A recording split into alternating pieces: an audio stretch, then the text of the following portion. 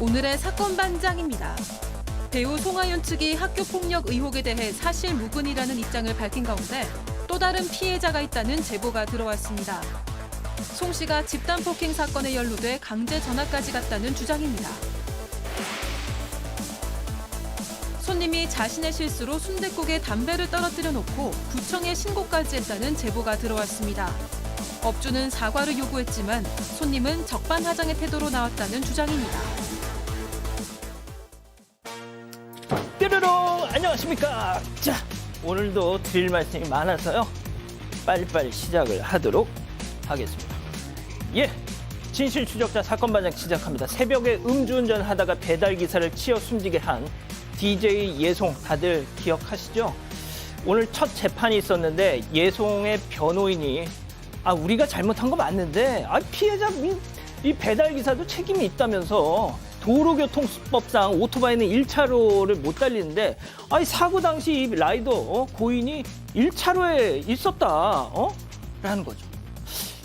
그러니까 이 사망의 책임, 사고의 책임을 라이더에게도 일부 전가하는 그런 주장이었는데요. 자, 누리꾼들은 뭐 역대급 망언이라면서 이 예송 측을 비판하고 있더라고요. 자, 오늘 출연자 소개해 올리죠.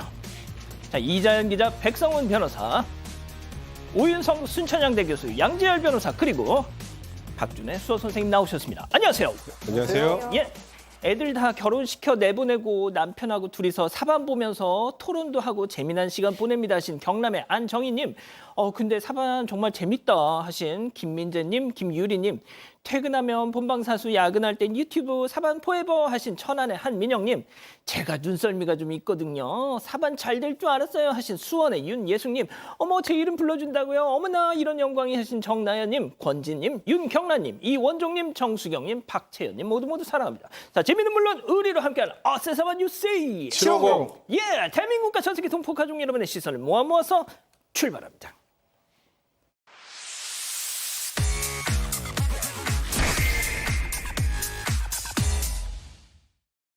첫 번째 달려보죠.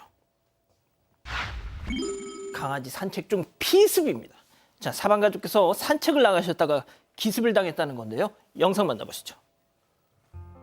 자, 공원에 강아지 산책 나온 여성 어둠 속으로 들어간 순간 맞은편 여성에게 지금 맞았습니다. 습격.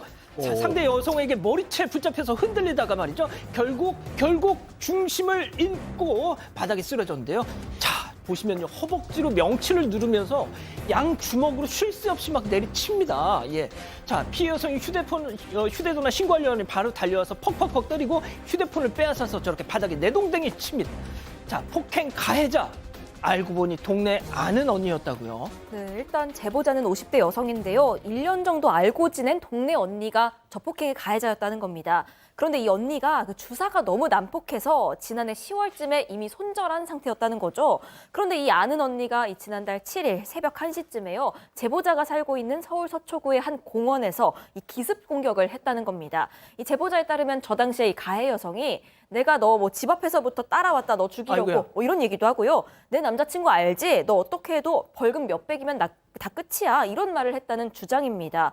이것 때문에 지금 정형외과에서는 전치 3주 진단이 나왔는데 문제는 눈입니다. 의사로부터 그 오른쪽 눈 각막이 찢어져서 최악의 경우엔 3, 4년 안에 실명할 수 있다. 이런 소견을 들은 거죠. 그런데 이 제보자가 어릴 때부터 어떤 병을 앓아서요.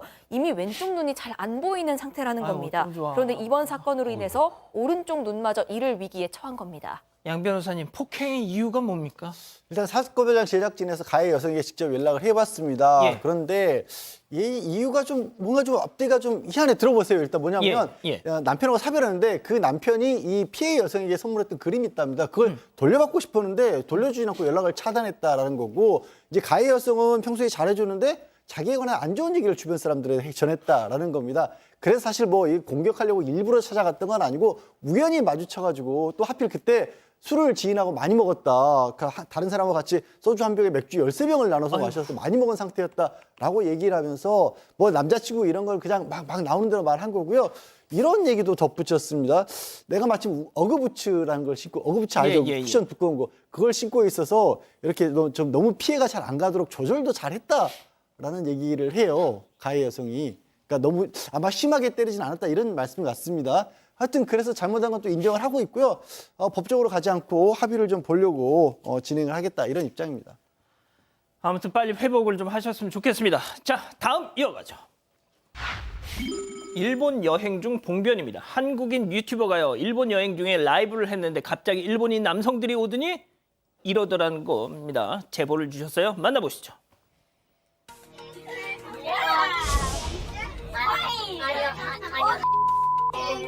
안녕하세요. Do you know Japanese?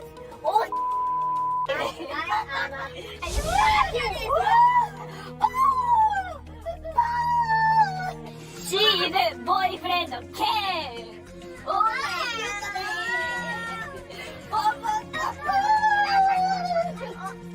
He is no. It is name.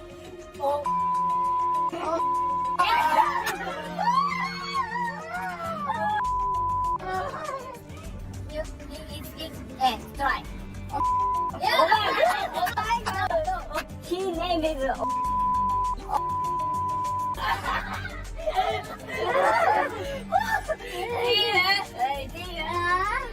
자, 여기서 B 혹은 O 땡땡으로 나간 건요, 남성과 여성의 그 생식기입니다. 당연히 우리 한국인 유튜버는 못 알아듣겠거니 하고 저렇게 온갖 음담패설을 날린 겁니다.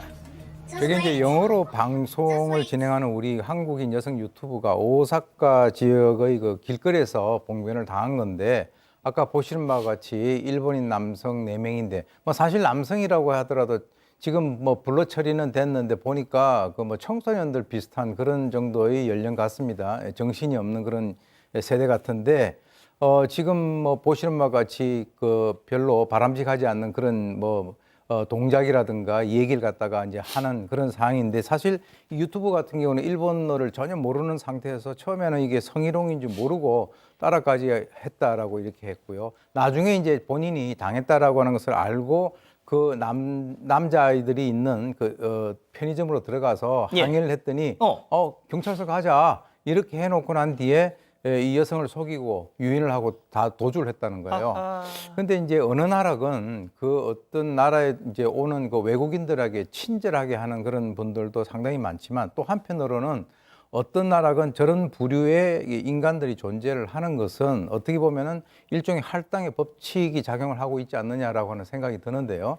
사실 얼마 전에 그 인도에서도 우리 그저 외국에 있는 유튜버들이 저런 어떤 일을 당한 적도 있고요. 또 뭐 우리 한국에서도 제 기억에는 뭐 이게 술에 취해가지고 그 여성 유튜버의 몸에다 손을 대고 하는 그런 일들도 있었습니다. 그런데 뭐 결국 저렇게 주랭랑을 친 것을 봤을 때는 자기들의 행동이 떳떳하지 못하다라고 하는 것을 인정을 한 것 같은데, 일단 저런 걸 보고 우리 한국에 계시는 분들은 외국인들에 대해서 친절하게 하셔야 될 것 같고, 그리고 외국으로 나가시는 분들은 실제로 나라 국격에 맞는 그런 행동을 하시면서 저런 것을 굉장히 주의를 하셔야 될 것 같습니다. 알겠습니다. 자, 다음 또 이어가죠. 아이고 뒷골이야. 아이고 진짜. 자, 정말 화딱지 나는 순간 먼저 사방 가족께서 제보해 주셨습니다. 만나보시죠. 자, 여기는 버스. 기사가 핸들 위에 휴대폰 턱 올려놓고 동영상을 촬영하는데요. 뭘 찍나 하고 봤더니 봄바람 휘날리며 휘날리게 흐드러지게 핀 벚꽃. 로맨틱한 건 좋은데 운전할 땐 좀 참으셔야지, 백 변호사님. 저건 영상 보기만 해도 저도 좀 화가 나는데요. 저 어제입니다. 경북 경주시 한 버스에서 목격된 모습인데, 벚꽃이 좀 늦게 피긴 했지만 이제 전부 다 개화를 하지 않았습니까? 제보자는 지금 버스 맨 앞에 타고 계셨었대요. 그러니까 아마 저 영상을 찍을 수 있었던 것 같은데, 운전하던 도중에 휴대전화를 저렇게 핸들에 올려놓고 벚꽃을 촬영한 것으로 추정이 되는 상황입니다. 정면을 봐야지 휴대폰을 보고 있으면 잘못하면 자칫하면 사고 날 수 있는 상황 아니겠어요? 그래서 일단은 시청에 제보자가 민원을 넣은 상태라고 하는데, 일단 도로교통법상 운전 중에 휴대전화 사용하는 경우는 20만 원 이하의 벌금이나 구류에 처할 수 있습니다. 벌금이나 구류가 문제가 아니라 저기 승객들의 안전을 고려하셔야죠. 그러니까요. 자, 이번에는 한 온라인 커뮤니티에 올라온 사진 만나보시죠. 자, 저거 보십시오, 저거. 그냥 입구를 턱 막아놔서 유턴 시도를 한 것도 아니고 무려 2개 차선을 저렇게 차지하고 길막을 하고 있는 겁니다. 자, 경찰도 왔는데 말이죠. 요지부동 그대로 밤이 되고 다음날 아침이 밝아왔는데도 꿋꿋이 요지부동 저 자리에 차는 망부석처럼 있다는 겁니다. 아, 나 양 변호사님 어쩜 좋니 진짜. 그러게나 말입니다. 저게 이제 그 온라인 커뮤니티에 올라온 거고 게시자에 따르면 대구 남구에 있는 한 아파트라고 합니다. 이 차도 좋은 차로 보이는데 어떻게 된 사연이냐면 저 차를 가져온 사람이 내 아내가 이 아파트의 세대주다. 그러니까 내 차를 등록을 시켜달라고 요구했는데 이상하게 뭐 차 명의도 맞지가 않고요. 또 차 보험 이력 같은 것도 있어야 되는데 그것도 제대로 제시를 안 했답니다. 그러니까 이 사무소에서는 등록을 안 해준 거죠. 그랬더니 저렇게 아파트 정문을 막았던 겁니다. 그게 어제 1일이었고 예. 그러고 나서 이제 아내랑 분이 나타났대요. 그럼 나타나는데도 딱히 뭐 할 것도 없이 그럼 저 아내분이 해명을 하든가 예. 서로를 제대로 내면 되잖아요. 예. 그건 안 하고 그냥 입씨름만 하고 싸우기만 하고 갔답니다. 경찰에 고소까지 했지만 여러 번 전해드렸다시피 경찰도 저기서 뭐 할 수 있는 게 없거든요. 아유. 그렇게 저렇게 밤을 새고 아침까지 가고 출퇴근길 차량 다 막고 다 막았어. 오늘 오후 2시에 뺐답니다. 아유, 진짜. 자, 다음 이어가죠. 너무 안타깝습니다. 반성문까지 썼지만 결별이에요. 자, 설명해 주시죠. 사실 그 배우 이재욱 씨하고 카리나 씨의 2월 27일쯤인가요? 열애설 딱 터지고 나서 난리가 났었죠.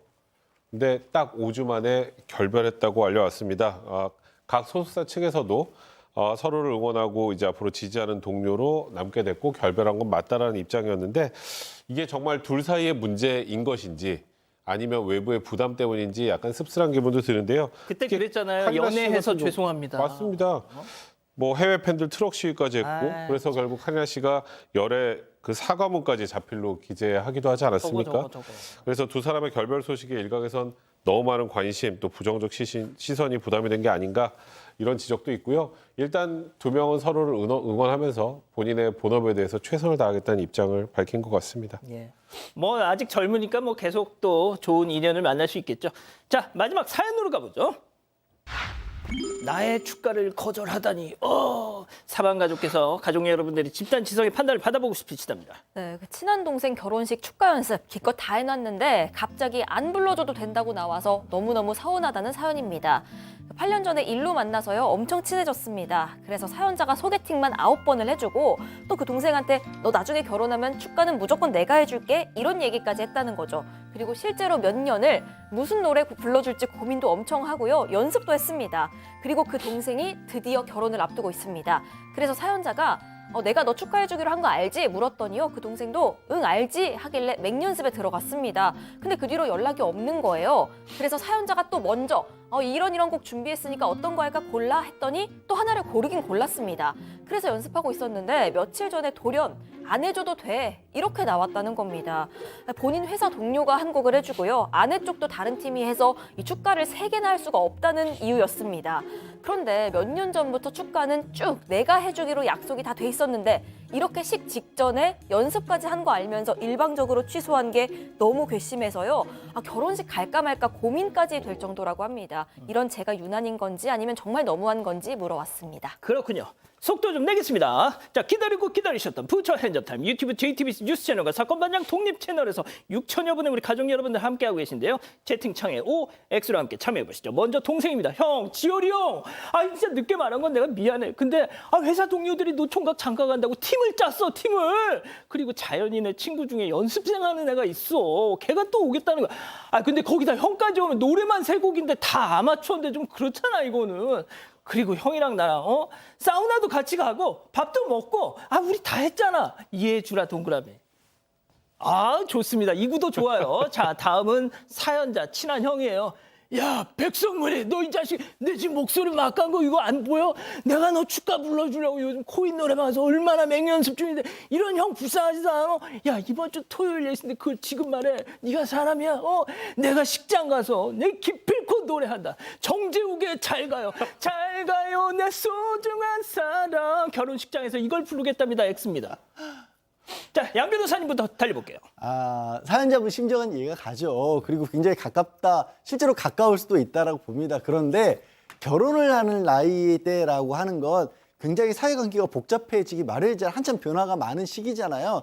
그리고 정말 친한 형이시면 이 동생이 직장에서 생활이 원활하게 잘 돌아갈 수 있도록 도와주는 것도 이게 좀 하나의 응원이 아닐까 싶어요. 노래 연습 잘 많이 하신 거 어디 안 갑니다. 나중에 다른 데 가서 훨씬 실력을 또 뽐낼 기회가 있을 테니까 그냥 마음 푸시고 친한 동생인데 가서 축하해 주세요. 자, 백 변호사님.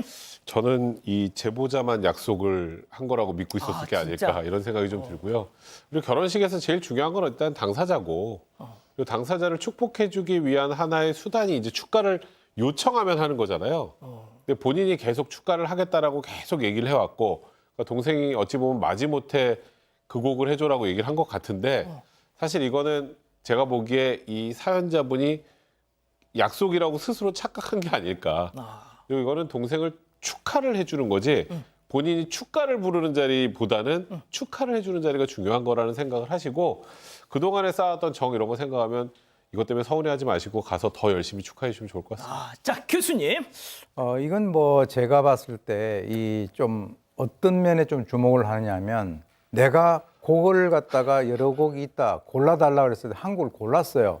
그러면 그때 형, 내가 형은 노래를 참 잘한다고 생각을 하지만 내가 봤을 땐 고음 불가야 라든지 뭔가 이유를 대가지고 좀 미리 충격을 갖다 완화시켜줘야 되는데 그때 당시에 무슨 곡을 불러달라고 얘기를 했잖아요. 그리고 바로 그 직전에 우리 회사 동료가 한다 이렇게 얘기를 하니까 사실 이분이 조금 그 충격을 갖다가 받았을 수는 있어요. 또 특히 8년 전에 만나가지고 이렇게 잘 지냈고 소개팅을 9번이나 시켜줬다면서요. 그러니까 이제 어떻게 보면 사실 이 결혼이라고 하는 것은 두 사람을 갖다 위하는 거니까 거기에 따라가는 게 맞긴 맞는데 이 거절하는 그 시점이 바로 직전에 하니까 이분이 좀 충격을 받을 수도 있다. 그리고 스스로도 본인이 혹시 고음 불가가 아닌가를 생각을 해보실 필요는 있다는 거예요. 알겠습니다. 자, 가슴에 손을 올려서 생각해보라. 자, 일단 우리 투표 받아봤잖아요. 네, 투표를 이 안건으로 받아보진 않아서요. 아, 그래요? 가족 여러분 그렇구나. 의견부터 전해드리도록 네네, 하겠습니다. 좋습니다. 엽기토끼님, 혹시 사연자 그 동생분 아내가 싫어하는 거 아닐까요? 하셨고요. 홍명수님, 너무하네. 어떻게 이렇게 가볍게 거절해 하셨습니다. 하지만 YS님은요. 별게 다 서운하다. 본인 결혼식 때 부르세요. 이런 의견 주셨고요. 민트 오이오님, 서운하시겠지만요. 결혼식은 당사자들 마음에 들게 해야죠. 하셨습니다. 좋습니다. 자, 사건반장 제보 메일과 카카오톡 사건반장 제보 채널에서는 많은 사연과 제보 기다리고 있습니다. 자, 부산의 김수정님 보고 계시죠? 우울증을 오래도록 앓고 계신 엄마 박수님 여사가 친구를 찾고 계신다면서 연락 주셨어요. 마산 부림시장에서 보라색 여름 슬리퍼를 나눠 신던 그 추억을 간직한 친구 수키 씨를 찾는다고요. 어젯밤에 친구 수키가 너무너무 보고 싶었는지 어머니 꿈에서도 나오셨대요. 자, 엄마의 병환이 점점 깊어가는 터라 마산에서 살다가 부산으로 이사간 수키, 친구 박수님이 너무너무 간절하게 찾는다고 꼭 전해달라십니다.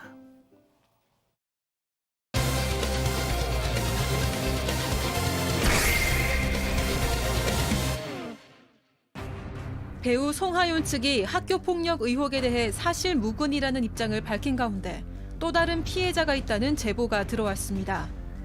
송 씨가 집단 폭행 사건에 연루돼 강제 전학까지 갔다는 주장입니다. 의혹의 내용을 짚어봅니다. 자, 배우 송하윤 씨가 어제 방송 이후에 학교 폭력 의혹에 대한 입장을 내놨죠. 네, 일단 그 대응 측면입니다. 그 송하윤 씨 소속사 측은요. 일단 사안의 심각성 인지하고 최초 제보 받은 이후에 그 사실관계 확인하려고 제보자랑 통화를 했다는 겁니다. 그 이후에 메신저 통해서 정확한 사실 확인하려고 만나자고 요청을 했는데 그쪽에서 먼저 거부 의사를 밝혔고 그래서 통화하자고 했는데 답변을 못 받았다. 그러니까 제보자와의 연락이 어려웠다. 이렇게 주장을 하고 있습니다. 또 학폭 의혹 그 자체에 대해서는요. 배우에게 사실 확인해봤는데 일단 제보자와는 일면식도 없다. 그리고 해당 내용이 모두 사실이 아님을 확인했다라고 밝혔습니다. 그러면서 현재 이 제보자 측의 일방적인 주장이고 무분별한 억측과 추측성 내용이 확산하고 있다고 우려하는 입장 밝혔습니다. 자, 그러면 일면식도 없다고 한 이 송하윤 씨 측의 입장에 대해서 제보자, 저희에게 이 내용을 전해줬던 제보자는 어떤 입장일까요? 직접 들어보시죠. 제가 누군지도 모르겠다. 모를 수가 없죠. 모르는데 미국까지 넘어오고 한국에 오면 비용 다 내준다 그러고 아니 말이 안 되잖아요. 앞뒤가 너무 안 맞지 않나요? 이거 그리고 이제 터지면은 다른 것도 다 터질 텐데 이제 친구들도 제 친구들이 그런 일이 있었던 거를 다 알고 근데 본인은 몰라요. 터질 게 터진 거예요. 사람들이 다 차는 거지. 자, 양 변호사님이 좀 다시 한번 정리해 주시겠어요? 그러니까 무슨 얘기냐면 제보자는 자기를 모르겠다라고 송하연 씨 측에서 공식적으로 입장을 내놨잖아요. 근데 이렇게 얘기를 하는 겁니다. 정말로 모르고 아무 일도 없었다라고 하냐면 뭐하러 비용까지 대주겠다고 얘기를 하면서 만나자는 얘기를 했겠느냐. 그게 이 앞뒤가 안 맞는다라는 거고, 아마 어제 저희 이 방송이 나가고 난 뒤에 뭐 누리꾼들이나 이렇게 좀 의문을 제기하는 얘기들이 많이 있었던 모양입니다. 거기에 대해서 좀 뭐 설명을 했어요. 뭐냐면 아니 왜 이제 와서 송하연 씨에 대해서 이런 문제를 제기하느냐라는 것에서 예. 이분은 이제 미국에 살면서 방송을 안 봤답니다. 그래서 송하연 씨가 이런 식의 활동하고 있던 걸 못했는데 갑작스럽게 최근에 이게 알게 됐다라는 거고요. 그리고 자기가 원했던 거는 만나기 싫다 이런 게 아니라 그냥 사과하고 도대체 왜 나에 대해서 그런 폭행을 하는지 알고 싶었던 건데 그걸 안 해주다 보니까 제보까지 하게 됐다라는 거고, 어제 그 송하연 씨의 예전 그때 당시에 남자친구의 또 목소리도 나갔지 않습니까? 예. 그 사람에 대해서도 여러 가지 얘기들을 좀 했던 모양입니다. 도움을 준 분이고 다른 건 없기 때문에 억측을 좀 자제해달라. 그리고 더 추가적으로는 증거들이 다른 것도 있다라는 주장을 하고 있어요. 그러면서 하지만 보도에서 일부만 공개했던 거를 송하연 씨가 측에서 이렇게 부인하니까 이제는 더 이상 숨기지 않겠다. 좀 강경한 입장을 보였습니다. 예. 참고로 송하연 씨가 오늘 저희 회사로 와서 직접 인터뷰를 하겠다고 했었는데요. 뭐 이유는 알 수 없지만 그냥 갑자기 취소가 됐습니다. 자, 제보자는 어제 방송을 통해서 마지막 기회를 주겠다라고 했습니다. 만약 본인 잘못을 인정하고 뭐 사과를 했다면 여기서 스톱하겠다라고 했는데, 들으신 것처럼 사실무근 일면식도 없다라고 이렇게 송하연 씨 측이 공식적으로 대응을 하면서 더 이상 숨기지 않겠다 얘기를 또 제보자는 하고 있습니다. 자, 제보자가 얘기하는 또 다른 의혹이 있습니다. 체크포인트 짚어보죠. 자, 집단 폭행. 일단 제보자의 주장입니다. 들어보시죠. 강제 전학가죠. 집단 폭행으로 인한 강제 전학이에요. 이게 3명이서 1명을 때린 거예요. 집단 린치를 가한 거예요. 가해자 누나들하고 얘기했는데 그게 다 모든 게 의 이간질이었던 거예요. 자, 백 변호사님 좀 설명해 주시죠. 그러니까 일단 20년 전에 강제 전학이라는 건 쉽지 않죠. 그러니까 학폭에 연루돼 있다라는 것을 어찌 보면 암시하는 그런 내용인데, 일단 이 제보자의 주장에 따르면 그 송하연 씨의 동급생인 여성 이제 동급생이 3명, 송하연 씨를 포함한 3명에게 집단 구타를 당했다라는 건데, 그 피해가 전치 4주에 이르렀다고 합니다. 전치 4주면 굉장히 중상입니다. 이건 단순 폭행이 아니라 상해고요. 뭐 집행유예 넘어서 합의가 안 되면 실형까지도 이룰 수 있는 그런 사안입니다. 근데 일단 제보자에 따르면 피해자가 폭행당한 이유가 송하연 씨의 이간질 때문이었다고 하는 건데, 폭행 가해자 중 한 명에 대해서 어떤 소문을 송하연 씨가 그거 피해자가 퍼뜨린 거야 라고 한 명의 가해자한테 얘기했고, 이에 관한 가해자가 송 씨와 함께 피해자를 불러 싸우다가 폭행에 이르게 됐다라는 겁니다. 결국 이 사건 때문에 송하연 씨 포함해서 가해자 3명이 모두 강제 전학 조치가 되었다라는 겁니다. 자, 그런데 이제 교수님, 오늘 오후에 송하연 씨 소속사에서 전학을 간 건 맞다라는 입장문을 또 냈어요. 예, 그렇습니다. 사실 이제 송 씨 같은 경우가 반포고에서 압구정도로 전학을 갔다라고 하는 것은 이미 다 많이 알려진 그런 사실인데요. 오늘 오후에 이 송 씨 소속사가 전학 간 건 사실이다라는 입장문을 냈습니다. 그런데 이제 거기에 단서가 있습니다. 하지만 어저께 방송 제보와는 관계가 없는 일이고 때가 되면 공식적 입장을 밝히겠다라고 했는데요.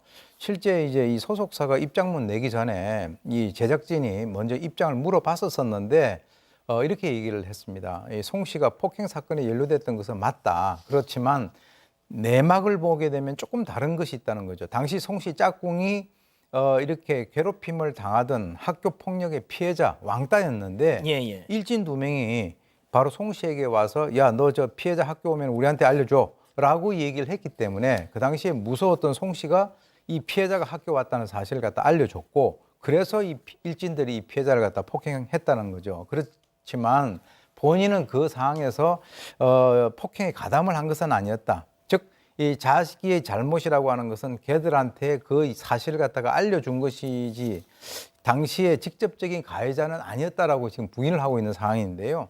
그래서 이제 연예계 활동 중이기 때문에 빨리 이건 뭔가를 갖다가 마무리 짓고 싶어서 이 소속사 측이 피해자에게 합의금을 주고 자발적으로 전학을 갔다는 것이 지금까지 나온 소속사 측의 공식적인 입장입니다. 자, 들으신 것처럼 휘말렸을 뿐 직접 가해자는 아니라는 입장을 견지하고 있는데요. 자, 제보자가 당시 그 집단 폭행의 피해자와 연락이 닿았습니다. 직접 들어보시죠. 송하윤이 포함된 가해자들의 피해자가 누나가 맞죠? 네. 그리고 송하윤이 포함된 집단 폭행 가담자 3명은 다 8호 처분 강제 전학 받았죠. 맞아요. 그리고 졸업한 다음에 송하윤이 활동 중일 때 문제 제기를 한 적도 없고 그쪽에서 연락 온 적도 없고 맞죠? 없어요. 자, 그 소위 말하는 집단 폭행의 피해자 한 명입니다. 그 피해자의 얘기를 들으셨고요. 이번에는 그 집단 폭행의 3명 중에 또 다른 한 명, 가해자의 얘기도 한번 들어보시죠. 그 상황에서 있었던 사건은 영화치 일어난 사건은 맞고 그 아이가 연루된 거는 확실히 맞아. 그렇지. 그걸 아니라고 부정할 수 없다는 얘기야. 그럼 죄값을 받아야 되는 게 맞지. 그 죄값이라고 하는 게 그냥 처음에 1차적으로 사과가 맞는 거고 걔가 그런 식으로 부정을 하면 우리가 모두가 잘못했던 것까지 부정하게 되는 거잖아. 그러면 안 되는 거잖아. 자, 백 변호사님. 네. 지금 그 당시에 이 집단 폭행의 피해자와 가해자가 다 목소리를 낸 건데요. 그때 피해자는 가해자의 송하윤이 포함되어 있었던 게 맞고 그 가해자, 송하윤 씨를 포함한 가해자 3명은 모두 강제 전학을 갔다라는 그런 아까 내용이었고요. 폭행 가해자는 이렇게 얘기합니다. 우리는 그 당시 일진이 아니었다. 피해자도 왕따가 아니었다. 그 사건이 있기 전까지는 우리와 그 피해자는 잘 지내고 있었다. 그런데 전학 왔던 송하윤이 우리 무리에 껴서 그 피해자와 사이에 소문을 내고 이간질하면서 그것 때문에 싸움이 붙었고 그 과정에서 폭행 사건이 벌어진 것이다. 그러니까 아까 제보자의 얘기와 지금 이 집단 폭행의 가해자 중 1인의 얘기가 사실상 일치하는 내용이죠. 가해자 정에 따르면 우리는 사건 이후에 피해자 부모에게 찾아가서 용서를 빌고 사과를 했지만 송하윤 씨가 사과를 했는지는 알지 못한다. 그리고 우리는 그때 일에 대해서 부끄럽게 생각하고 반성한다. 잘못했다면 잘못한 일에 대해서는 최소한 사과하는 것이 맞다고 생각한다. 그러니까 가해자 중에 1인과 그 당시 폭행을 당했다는 피해자의 진술이 사실상 좀 일치하는 상황입니다. 자, 양 변호사님, 이게 20년 전 일을 당사자들이 어떤 자신들의 기억을 통해서 복원하는 상황에서 나온 얘기들이다 보니까 일부 오류가 있을 수는 있겠습니다만 그래도 그 와중에도 계속 관통하는 하나는 있습니다. 그러니까요. 일단 지금 2개의 사건이 있었던 거잖아요. 지금까지 주장이 나왔던 부분은 원래 이 사건을 제보했던 것처럼 본인이 폭행을 당했다라는 것에 대해서는 맞았다라고 하는 본인의 얘기가 있는 거고 또 어제 방송에서 전해드린 것처럼 주변에 그 전 남자친구라든가 다른 사람도 이 증거가 있다, 증언이 있다라는 얘기 주장을 하고 있는 거고 그다음에 2번째 사건 이제 송하윤 씨 짝이었던 사람에 대한 폭행은 맞았다는 피해자가 있고 더 중요한 건 같이 가해를 했던 사람들, 다른 가해자들이 그렇게 사건이 있었던 게 맞다라고 얘기를 하고 있어요. 이게 사실 20년 전 일이고 형사사건은 어차피 될 수가 없습니다. 그런데 형사사건화가 될 수 없기 때문에 사실 이게 아니다라는 걸 밝히기도 너무 어려운 그런 상황인데 그런 상황에서 이렇게 주변 사람들이 일관되게 목소리를 내고 있어서 송하윤 씨로서는 굉장히 곤혹스러운 상황이 맞아 보입니다. 예. 이걸 해명하기도 어려울 것 같은 그런 상황이에요. 자, 일단 송하윤 씨 측에서 말이죠. 저희 방송 시작하기 직전에 또 추가로 입장을 냈어요. 저희가 이제 어떤 내용이냐면 전혀 다 사실 무근이다. 그리고 이 제보자, 저희한테 이 내용을 처음 전달해준 제보자에 대해서 민형사상의 어떤 법적 대응을 하겠다. 그리고 저희 사건반장에 대해서도 방송금지 가처분 이런 걸 검토하겠다. 이렇게 아주 강경한 입장을 전해왔는데요. 저희도 참 이런 내용을 전하면서 마음이 무겁습니다. 뭐가 됐든 좀 이게 제보자도 그렇고 저희도 그렇고 이게 좀 원만하게 조용히 해결될 수 있도록 시간을 좀 뒀단 말이죠, 교수님? 그렇습니다. 이게 사실 작은 사건이 아니기 때문에 그 당시에 뭐 어떤 전학이라고 하는 강제 전학이라고 하는 그런 사항이 그게 팩트라고 한다면 그와 연관된 그 교사라든지 또는 뭐 가해자 피해자 이런 사람들이 있기 때문에 어쨌건 진실은 두 개가 아니라 하나일 겁니다. 지금 이제 양측의 주장이 상당히 팽팽하기 때문에 이제 그 어떤 과정을 우리가 좀 더 살펴봐야 되긴 하겠습니다만은 좌우간 이제 어떤 뭐 이렇게 인기가 많은 그런 그 연예인의 입장에서는 뭐 이런 그 상황이 상당히 곤혹스러울 거라고 생각됩니다. 그래서 사실 뭐 이런 것들을 우리가 본다면 우리가 미래지향적으로 이제 봤을 때 지금 많은 그 학생들이 자기 각자의 그 꿈을 갖다가 지금 이제 이루기 위해서 노력을 하고 있는데 이런 일이 있으면은 나중에 본인이 나중에 어떤 문제가 될 수 있다라고 하는 그런 사실을 명심을 하시고 본인이라든가 주위 사람들에게 늘 잘해주는 뭐 그런 어떤 그 방향으로 가야 되지 않는가라고 생각됩니다. 좀 더 지켜봐야 될 것 같습니다. 예, 좀 지켜보죠. 첫 번째 사건 정리하고요. 두 번째 사건 이어갑니다.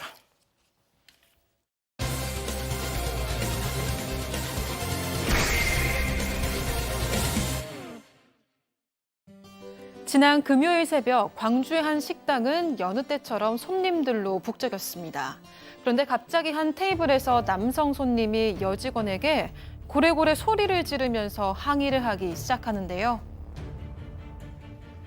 이제 소리를 지르면서 사장 당장 나오라 그래, 이게 뭐 하는 짓거리야 라고 하면서 음식에서 어떻게 이런 게 나올 수가 있어, 당신 음식 재활용했지, 음식을 재활용한 것을 인정을 해라 라는 식으로 계속 말을 했고요. 먹고 있던 국밥에서 담배가 나왔다는 겁니다. 경찰이 출동한 후에야 상황이 마무리되는데요. 뒤늦게 확인한 CCTV에서 놀라운 사실이 드러납니다. CCTV에 포착된 그날의 상황을 짚어봅니다. 자, 제보 사건입니다. 네, 지난 29일 새벽에 있었던 일이고요. 국밥집에 이제 남녀 일행이 손님으로 가게 됩니다. 여기에서 모둠수육, 술, 그리고 뭐 공깃밥 이런 걸 주문을 했더니 그 국밥을 서비스로 제공했다고 합니다. 그래서 그 음식이 나왔고요. 손님들이 식사를 한 20여 분간 했습니다. 그런데 그 여성 손님 입안에서 이물감이 느껴져서 뱉었는데 그게 담배였던 거죠. 그래서 남성 손님이 이 얘기를 듣고 이제 여성 직원을 불러서요. 국밥에서 담배가 나왔다 소리를 지르기 시작을 합니다. 그래서 이 직원이 당장 주방 가서 확인해 보겠다면서 그 뚝배기를 들고 주방 안으로 들어갔는데 그 남성 손님이 그러는 동안에도 사장 나오라 그러면서 더 크게 소리를 지릅니다. 그런데 당시에 이 사장이 가게 안에 없었거든요. 그래서 매니저가 나왔는데 이 손님은 어떻게 음식에서 담배가 나올 수가 있냐, 이거 다른 사람들이 먹고 남긴 거 재활용한 거 아니냐 이렇게 따지기 시작하고 여성 손님도 함께 따집니다.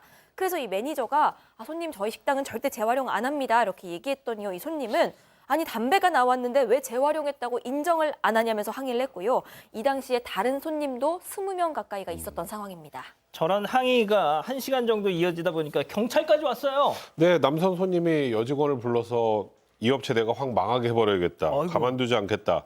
경찰 불러서 당신네들 영업정지 당해야 한다. 뭐 이렇게 주장을 하면서 항의하던 도중에 실제로 이 손님이 구청 식품위생과에 신고도 하고 그리고 경찰에도 신고를 했습니다.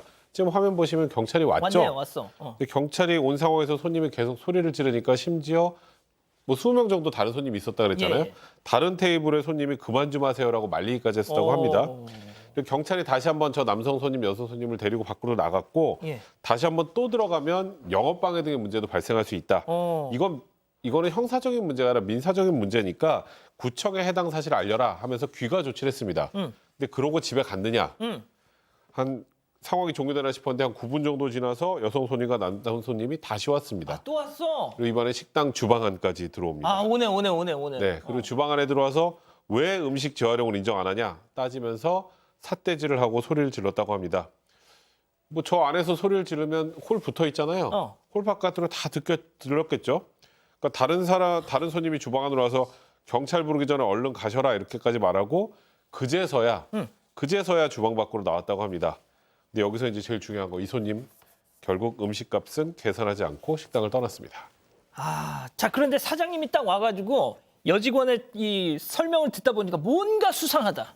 너무나 이상했다라는 거예요. 듣는 순간. 왜냐하면 마침 저 음식점에 안에서 주방에서 음식을 만드는 직원들도 그렇고 밖에서 이렇게 서빙을 보는 직원들도 그렇고 아무도 담배를 안 피운대요. 어허, 이런. 그 담배가 도대체 어떻게 들어간 거야? 라고 해서 CCTV를 돌려봤는데 돌려봐야죠. 와 정말 기가 막힌 일이 벌어졌습니다. 지금 보십니다. 어떤 일이냐면 자 오른손에 담배를 들고 얘기를 하고 있어요. 그러다가 담배를 딱 내려놓고 내려놨어. 순대를 이렇게 순대. 집어들었는데 집어드는데 순대를 떨어뜨렸습니다. 아, 떨어뜨렸어. 근데 그게 순대가 담배가 있는 데로 가서 딱 붙었어요. 근데 이제 보셨죠? 자 보세요. 예, 순대하고 담배가 딱 붙었는데 들러붙었어. 다른 여자 손님이 순대가 떨어졌으니까 그 순대를 집어서 국에 넣었어요. 담배도 같이 들어간 겁니다. 몰라 근데. 근데 자기들이 넣은 거예요, 자기들이. 정말 이거 누가 무슨 만화에서나 나올 법한 그런 어처구니 없는 상황이 들어간 거예요. 교수님 제가 할 말을 좀 잃었습니다. 예. 사장님 입장에서는 뭐 저게 극적인 그 반전이네요. 그동안에 엄청난 이제 수모를 당했는데 그래서 경찰도 이걸 보고 이거 네, 손님 실수다. 국밥에 들어간 적을 봤습니다. 그래서 어떻게 또 붙었어 또. 손님이 가지고 있는 연락처를 갖다 줄 테니까 전화해서 음식값 받으셔라. 이렇게 해서 그래서 이제 사실 전화를 했다는 거죠. 2시간 텀으로 5번 정도 했는데 연락이 안 됐습니다. 그래서 나중에 뭐라고 했느냐면 국밥집입니다. 이제 문자를 보냈는데요. 예. 전화 주세요. CCTV 확인 결과 선생님이 두신 담배 위에 순대가 떨어졌고 그거를 이제 손님이 순대를 갖다 뚝배기에 넣으면서 담배가 딸려 들어간 것이다. 그러니 이제 금일 중으로 연락을 달라라고 이제 그 얘기를 하면서 이제 음식값 받아야 되지 않습니까? 돈 안 내고 갔잖아요. 네, 그렇죠. 드신 음식에 대해서 결제를 갖다 부탁드린다라고 하고 연락이 없는 때는 이거는 사건 접수하겠습니다. 라고 이제 문자를 보냈습니다. 예. 자, 10시간 가까이 연락이 안 됐다가 저 문자를 딱 보내자마자 따르르릉 전화가 왔다는 겁니다. 그래서 사장님은 아니 사장님 실수로 국밥 안에 담배가 들어갔어요. 그게 다 찍혔습니다. 이렇게 미주알 고주알 다 설명을 주셨다는 거죠. 그런데 이 손님은 어떻게 반응하느냐. 체크포인트 짚어보죠. 내 사전에 사과란 없다. 자, 국밥집 사장님과 그 손님의 대화 직접 들어보시죠. 여보세요? 예예. 국밥입니다. 그런데 어째서 전화를 하고 난리요? 어제 저희 드시고 뭐 담배 나왔다고 했잖아요. 예. CCTV를 돌려보니까 그 여자분이 순대를 집어넣으면서 담배가 딸려갖고 들어간 게 CCTV에 다 찍혔습니다. 뭐 담배가 따라가라. 그러니까 CCTV를 보여드릴게요, 그러면은. 나 지금 바쁜게. 일단 나중에. 나중이 아니라 저는 내일 오늘 중으로 오셔가지고 저는 사과를 바라거든요. 경찰서에 진작 전화 다 해놨고요. CCTV 확보 다 해놨습니다. 일단 알았어. 뭘 일단 알아. 빨리 그 돈 보내야지. 저 일단 알았어가 한 4일 전인데 세상에. 아직까지 아직도? 감감무소식입니다. 아이고, 뭐 아까 저희가 영상을 봤습니다만 저희 고의건, 예. 고의가 아닌 실수건, 그리고 왜 반말해? 뭐 담배가 들어간 건 사실이고 뭐 그러니까 또 손님이 실수할 수 있다고 이제 손님 입장에서도 한번 주인분께 생각을 해본 거예요. 예. 근데 CCTV를 확인하고 문자로도 보내고 전화로도 저 상황을 다 설명을 해줬는데도 지금 조금 전에 보셨습니다만 사과 안 하잖아요. 예. 그리고 지금까지 연락도 없고 연락도 없었으니까 당연히 결제도 안 했겠죠. 손해는 음식값은 31,000원 정도인데 문제는 그 당시 상황으로 돌아가 보면 예. 그 밥에서 담배 나왔다 그러면 옆에서 어떻겠어요? 못 먹죠. 못 먹죠. 옆 테이블 손님 그 얘기도 결제 취소. 또 다른 테이블 주변 손님들도 좀 계속 고함 지르면 밥 먹겠어요? 못 먹죠. 나가고. 그리고 이제 손님들이 저 집은 음식에서 담배 나온 집이야. 이렇게 생각이 되기 때문에 이거는 금전적인 손실 문제를 넘어서서 그냥 넘어갈 수는 없는 입장이라고 하고 그리고 저 손님이 바로 사과만 하면 그냥 넘어가려고 했는데 모르쇠로 일관해서 결국 이제 무전 취식은 사기죠. 사기, 업무방해, 협박 혐의로 저 손님을 고소한 상황입니다. 교수님 어떻게 이게 진짜 공사 너무 커졌어요. 그렇죠. 기아를 갖다가 1단으로 놓으니까 저렇게 늦은 것 같아요. 일단 알았어라고 했으니까. 교수님 이건 너무 그건 좀 아닌 것 같아요. 아니 왜냐하면 지금 연락이 없잖아요. 그 유머는 그런데 아닌 것 같아요. 예. 좀 썰렁하긴 합니다만 지금 이제 식당 그 사장님 입장에서는 정신적, 신체적, 금전적 그리고 이 평판적 손해가 엄청납니다.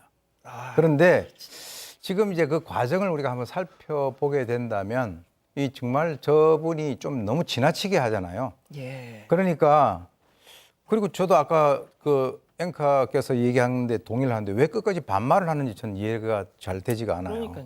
그래서 늦었다고 생각될 때가 지금 가장 빠를 때니까 이제부터는 공수전환, 즉 공격과 수비가 지금 바뀌었거든요.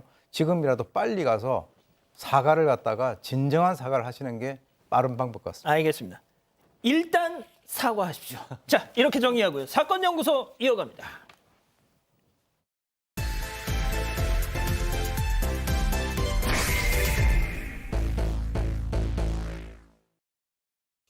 자정이 넘은 시간, 운동 가방을 맨 앳된 남성이 어느 집 대문 앞에 멈춰섭니다. 이 대문 창살을 두 손으로 잡고 반동을 주더니 손잡이를 밟고 올라선 이 남자. 그대로 훌쩍 대문을 뛰어넘어서 마당으로 들어가는데요. 누가 봐도 수상쩍은 모습, 그리고 이내 집안에서는 참극이 벌어집니다. 오늘 사건 연구소의 키워드는 비뚤어진 효심입니다. 자, 깊은 밤 누군가 대문을 넘어서 몰래 들어간다. 도둑이 아닌가부터 의심이 되는데, 자, 하지만 그 집안에서는 그야말로 정말 참극이 벌어졌습니다.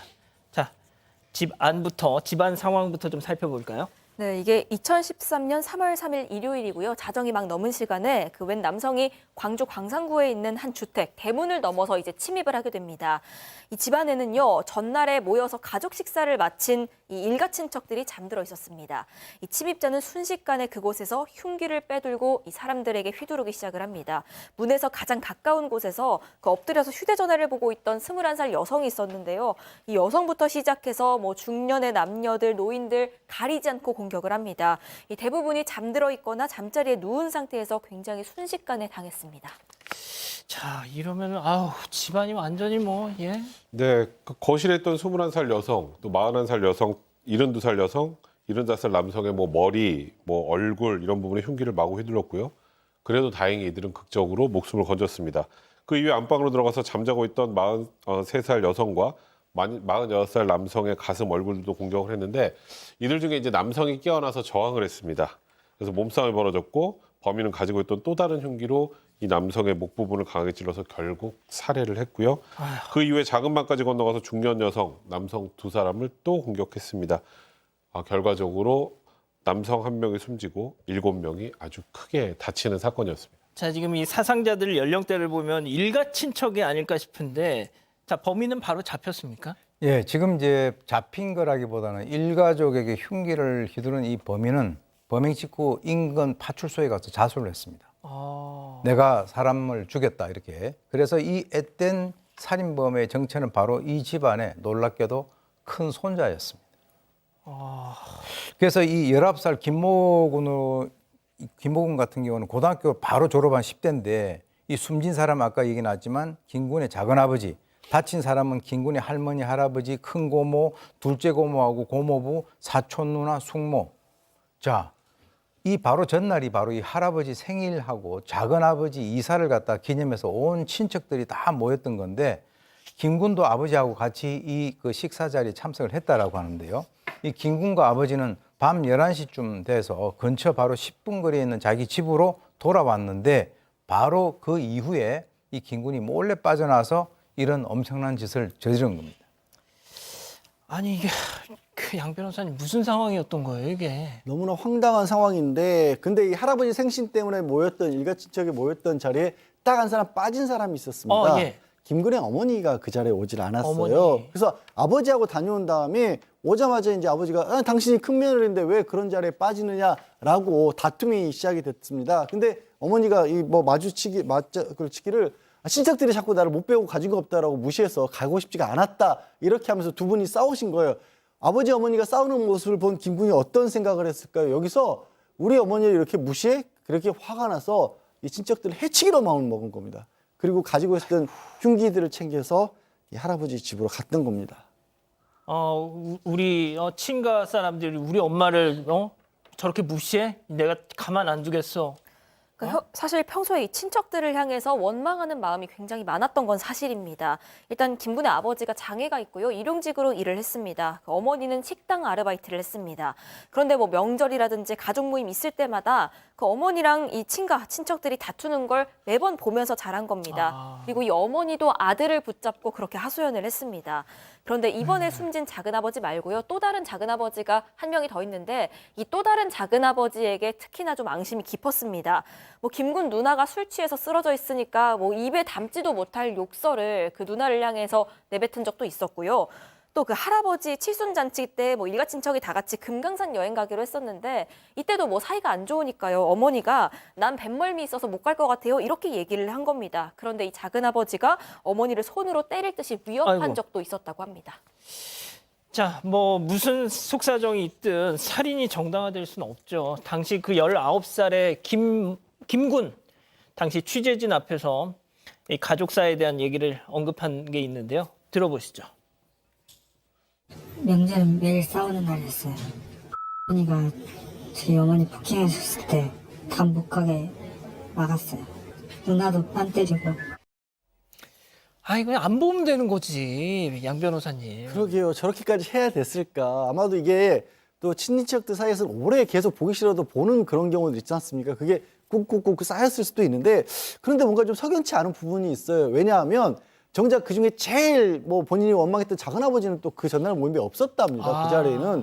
그리고 이 그 두 사람 이 아들도 그 자리에 갔었잖아요. 거기서는 다른 친척들하고 굉장히 또 사이좋게 얘기를 나눴었대요. 근데 와서 다투는 부모님을 보니까 어떤 상황이냐면 그런 비슷한 상황에서 다투는 것 자체가 싫었던 건 아닌가. 그래서 이 김군도 어머니한테 오히려 정신병이 있는 게 아니냐는 식의 그런 얘기를 했다라고 합니다. 심지어 재판부에서 재판을 하다 보니까 정말로 이 어머니에 대한 어떤 뭐 분노, 어머니에 대한 어머니를 효심 때문에 이런 것을 저지르는지 의문이 드는 부분도 있다라 그렇게 지적도 하기도 했었고요. 그러니까 이 반성문 같은 걸 써서라도 거기는 이게 어쨌든 나중에 결과적으로 봤을 때 해서는 안 될 일을 저지른 거잖아요. 거기에 대한 적극적인 어떤 반성이 아니라 그냥 계속 어머니와 친척들로부터 숨어 겪었다. 이 얘기만 또 써놓기도 했었습니다.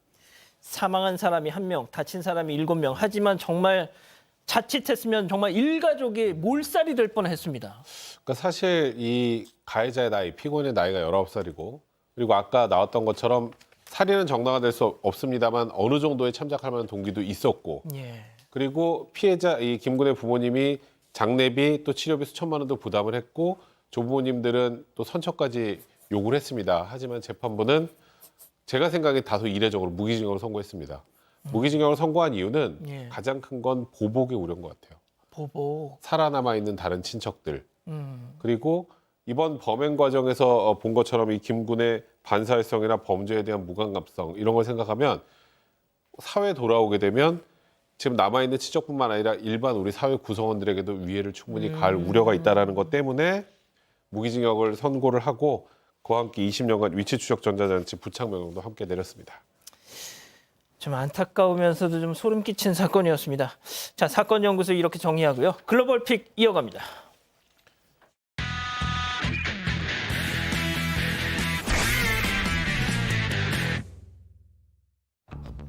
네, 캄보디아입니다. 기차 경적 소리가 이제 점점 더 커지는데요.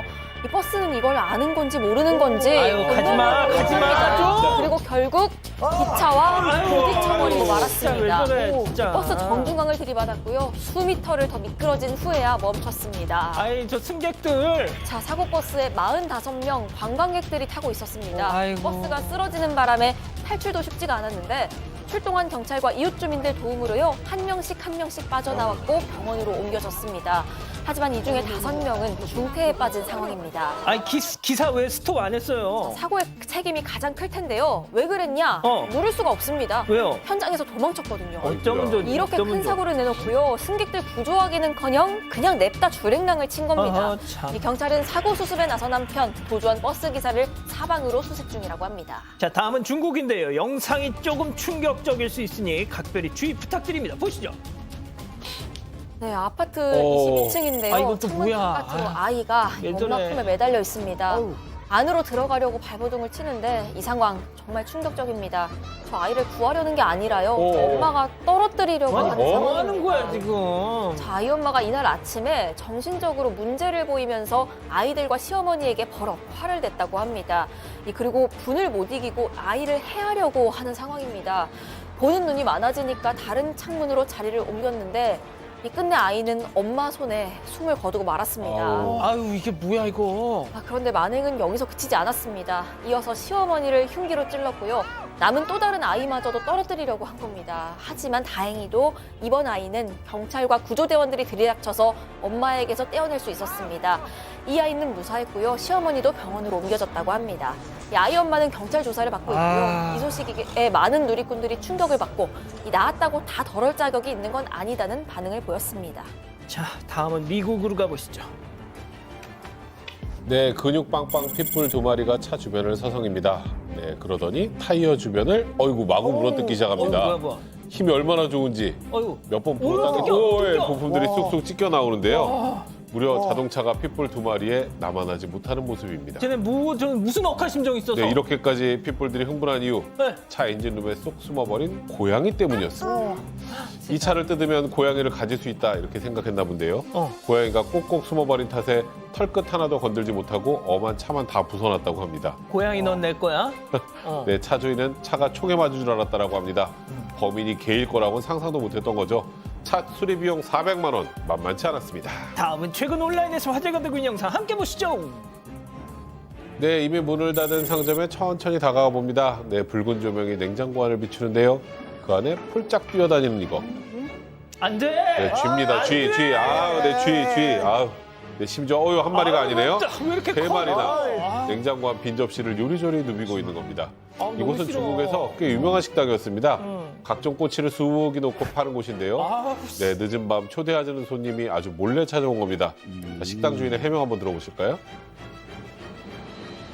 所有隔夜食材全部是废弃掉的，是没有的。它拍摄是一个空盘，我们是定时定点烧杀的，而且我们门店专门的阿姨每天早上。 아유 네. 그러셨어요. 아유 결국 해당 진짜. 식당 그럼에도 불구하고 영업 중단됐습니다. 쥐가 들어오지 못하게 가게 전반을 수리할 계획이라는데요. 그럼에도 손님들의 반응 아주 싸늘하다고 합니다. 알겠습니다. C까지 넘어갔네. 누워서 수박씨 먹기만큼 먹기 쉬운 루테인 지아잔틴. 수박씨보다 작게 루테인 지아잔틴만 딱. 아이원 루테인 지아잔틴 미니. 안국 건강.